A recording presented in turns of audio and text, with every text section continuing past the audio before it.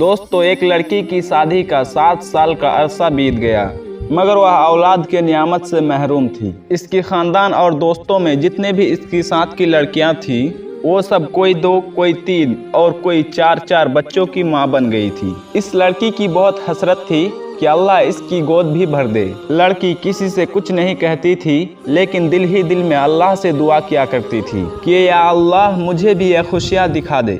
दोस्तों, इस लड़की की सहेलियाँ, यहाँ तक कि इसके ससुराल में इसके बाद जितने भी लड़की की शादियाँ हुई थी, वो सब साहिब औलाद हो चुके थे।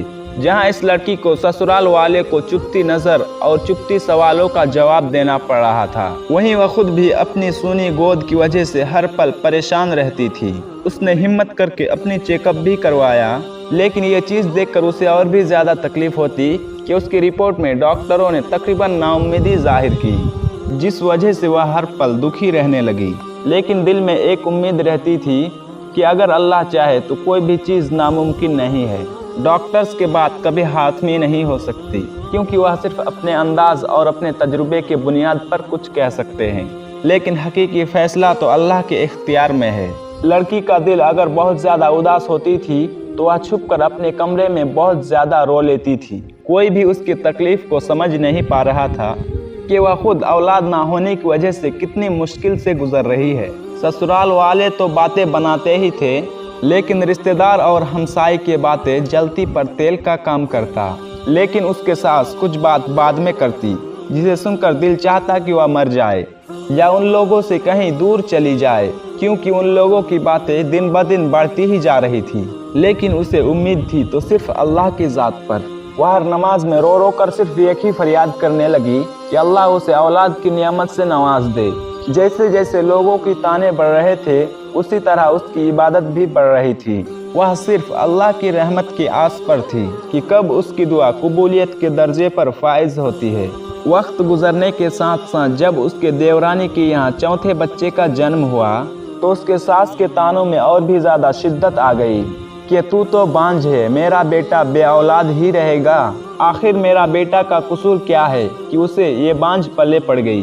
एक दिन वह देवर के बच्चे को अपनी गोद में लेकर प्यार कर रही थी कि न जाने उसके दिल में ऐसा क्या हुआ कि वह बच्चे को वहीं सुलाकर अपने कमरे में आई और ऐसा रोई कि सब घर वाले जमा हो गए। उसकी दिल की हालत को समझे बगैर सब लोग यह सोचने लगी कि वह देवर के बच्चे से जलती है, हसद करती है, इसीलिए रोती है। मगर उन जाहिलों को कौन समझाता कि अल्लाह ताला ने उसको ऐसा दिल दिया ही नहीं जो किसी से जलने वाला हो। वह तो उन लोगों में से थी जो अपनी खुशियाँ भी दूसरों की झोली में डाल दे, जो अपनी मुंह का निवाला दूसरों की मुंह में डाल दे।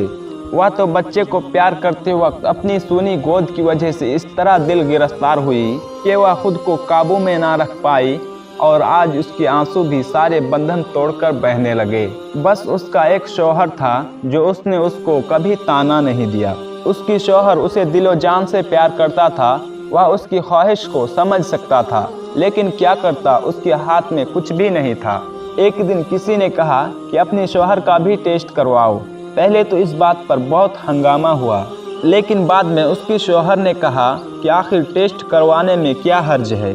उसकी शौहर का टेस्ट करवाया गया। जब रिपोर्ट निकली तो वह ठीक नहीं था। फिर घर में अब एक तूफान आ गया और सब कहने लगे, अब इस लड़की को फारिग करो, हम तुम्हारा दूसरी शादी करेंगे। लेकिन उसका शौहर किसी भी हाल में उसको तलाक देने के लिए राजी नहीं था।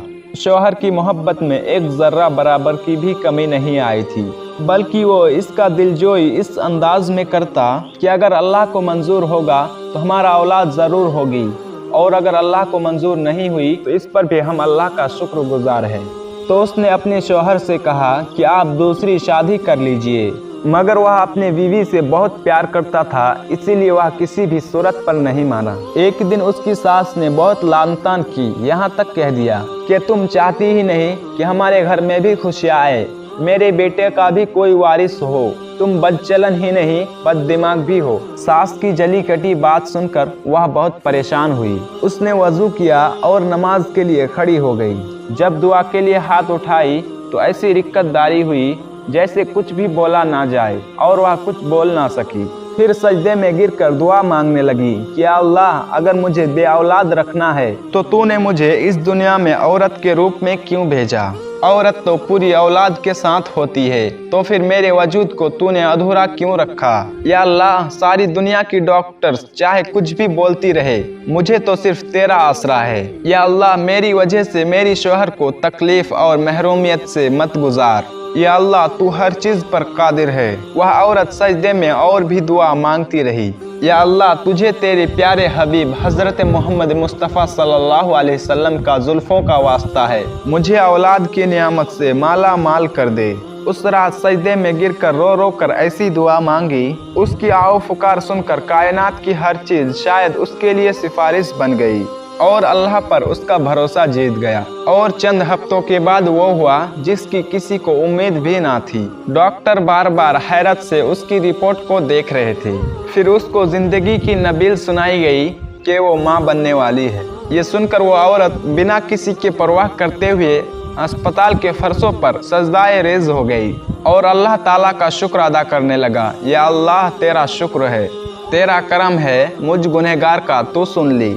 आज की इस वीडियो से ये सबक मिलता है, चाहे कुछ भी हो जाए, कभी भी किसी भी वक्त मायूस नहीं होना चाहिए। बेशक अल्लाह जो चाहे वो कर सकता है। आखिर में अल्लाह ताला से दुआ है कि अल्लाह ताला हम सबको नेक आमाल करने और बुराई से बचने और बचाने की तौफीक अता फरमा। आज की इस वीडियो में था बस इतना ही। मिलते हैं फिर अगले वीडियो में। अल्लाह हाफिज।